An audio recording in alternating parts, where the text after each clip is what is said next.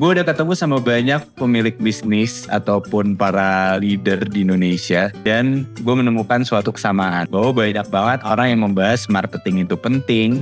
Banyak banget dari mereka yang membahas bahwa sales itu hal yang paling penting. Tapi selalu kalau kita ngomongin desain itu selalu jadi hal yang dekoratif gitu. Desain itu selalu digambarkan dengan hal-hal yang berbau visual aja. Jarang banget yang bisa menseriuskan hal tersebut atau mau melakukan investasi di desain. Kenapa? Itu kita akan jelaskan juga di episode ini, dan gue juga akan jelasin kenapa ini penting banget untuk akhirnya disadari sama rata-rata perusahaan di Indonesia sebenarnya. Dan nomor satu tuh gap yang gak pernah dibicarakan itu kita berkaca dari negara juga ya sebenarnya. GDP di Indonesia itu secara R&D itu rendah banget teman-teman. Dia cuma punya 0,24%. Singapura itu invest di R&D atau Research and Development itu sekitar 1,9%.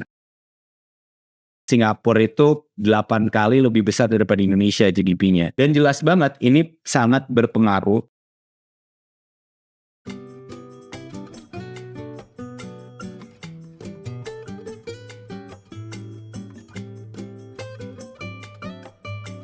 Sayangnya kalau kita lihat datanya juga secara full ya, bahwa North America itu pegang 34% market share desain industri, Europe itu 29%, tapi Asia Pasifik itu ada 26%. Dan Indonesia itu nggak ada di listnya. Jadi memang kalau teman-teman ngerasain kenapa ya perusahaan Indonesia itu jarang mementingkan desain, based on data memang berkata seperti itu. Gitu. Kita memang jarang, bahkan kurang mengerti bagaimana memperlakukan tim desain yang sesuai dengan design driven.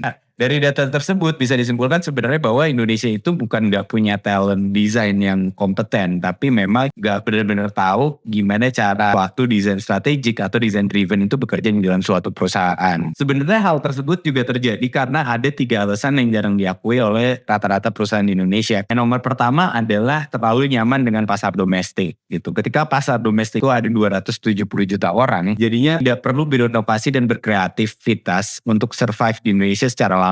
Cukup dengan akses dan juga relasi yang bagus. Tapi sebenarnya ada false security juga di sini, di mana ketika bergantung sama itu, ketika ada produk substitusinya yang jauh lebih murah dan jauh lebih cepat, gak salah ketika orang-orang panik ketika produk Cina itu masuk, karena memang tidak dibangun produknya secara design driven, secara branding itu belum ada pembangunan ke arah sana. Jadinya sangat rentan dengan resiko atau ancaman-ancaman dari luar. Nah, kedua, hal tersebut terjadi karena return of investment di desain itu susah dihitung. Beda sama sales, beda sama marketing. Itu juga membuktikan ada satu kecenderungan namanya quick win mentality lah, gue bisa bilangnya. Jadi pengen semuanya tuh cepat gitu. Gue invest hari ini, 6 bulan kemudian harus balik modal gitu lah kurang lebih. Yang ketiga, desain yang didefinisikan di Indonesia itu masih berbentuk finishing atau dekoratif aja gitu. Itu selalu prosesnya di akhir, prosesnya review udah jadi, tinggal buat gitu. Jadi kayak tinggal tukar aja. Tapi kan akan banyak argumentatif yang menyatakan apa-apa lah, yang penting masih cuan, yang penting salesnya masih oke. Tapi secara jangka panjang banyak perusahaan-perusahaan yang gagal akhirnya melakukan adaptasi dan juga kehilangan banyak peluang. Karena ada cost yang tidak dihitung. Atau bisa disebut dengan cost of not designing gitu. Nah, ada peluang-peluang growth atau peluang-peluang kemajuan yang gagal dipahamin ya. Contoh paling receh, berapa kemungkinan untungnya bisa menarik lebih banyak klien atau menarik bisa lebih banyak customer.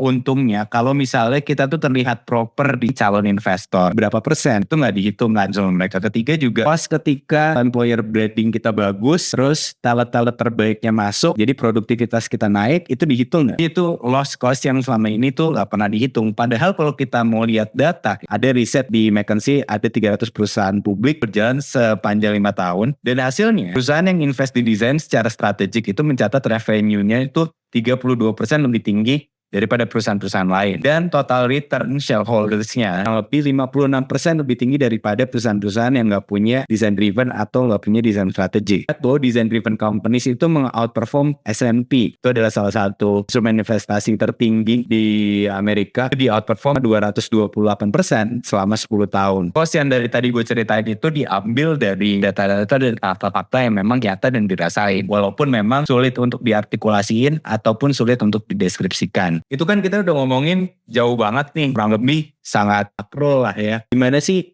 caranya untuk kita mempraktekkan itu di lokal gitu. Gue juga pengen ketika gue buat video ini, gimana sih kita mempraktekkan ini di UMKM, di perusahaan-perusahaan lokal, apakah ada harapan? Pasti ada harapan lah, pasti ada hal-hal kecil yang bisa kita mulai, ada budaya-budaya kecil yang bisa kita mulai. Paling pertama gue harus bilang bahwa desain itu harus masuk ke suatu conversation gitu, sebelum keputusan diambil. Implementasinya sebenarnya banyak yang sederhana ya, kayak kalau gue melakukan corporate training, mungkin sebulan sekali itu ada yang namanya regroup, ada tim kreatifnya, ada tim bisnisnya, atau bagaimana tim kreatif itu berusaha untuk membuat suatu inovasi yang akhirnya bisa dikomunikasikan ke departemen-departemen lain gitu. Jadi nggak cuma si tim desainnya doang meeting. Dan juga perusahaan tuh harus bisa mengajarkan seorang desainer atau tim kreatifnya ke ranah-ranah bahasa bisnis. Lalu disalahartikan ketika gue isi seminar gitu ya di beberapa komunitas. Tapi banyak nih desainer yang jadinya sotoy ras kalau misalnya dia belajar bisnis. Karena sebenarnya bukan kompetensi mereka untuk belajar bisnis. Tapi ketika lo kerja jadi desainer ke suatu perusahaan, perusahaannya sebisa mungkin mengajarkan desainernya tentang hal-hal basic gitu. Apa yang dimaksud dengan revenue, apa yang dimaksud dengan conversion, dan apa yang dimaksud dengan positioning. Jadi si desainernya itu bisa paham gitu, dia bekerja untuk siapa dan untuk apa, dan juga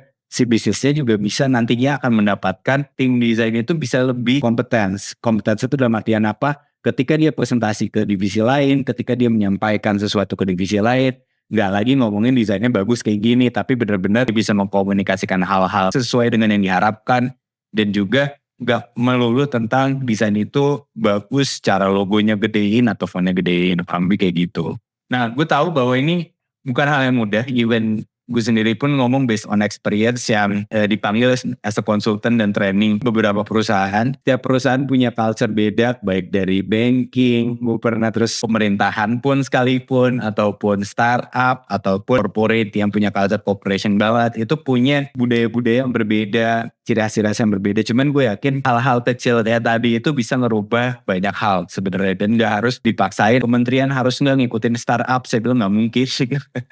Pasti beda jauh culture-nya. Corporate harus ngikutin ini, enggak, tapi solusinya diambil dan juga diterapkan ke hal yang paling kecil yang ada di perusahaan, teman-teman. Kurang lebih seperti itu. Nah, balik lagi, ini bukan kritik, sebenarnya mirroring. Terutama kalau kita lagi ngikutin pemerintah di Indonesia juga sekarang punya ambisi yang tinggi banget di ekspor, dan menurut gue susah banget untuk kejadian ketika misalnya perusahaan-perusahaan Indonesia ini belum punya mindset design driven tadi, tidak punya mindset bagaimana membuat suatu produk. Pada akhirnya kita akan cuma jualan barang-barang mentah aja, seperti berhayal di sore hari. Kalau tiba-tiba dengan mindset seperti ini lo bisa jualan sumber daya alam lebih mahal, nggak mungkin gitu. Kita akan masuk ke dalam fluktuatif dan ekonominya susah naik juga. Udah itu aja dari saya, sampai ketemu di konten desain berikutnya.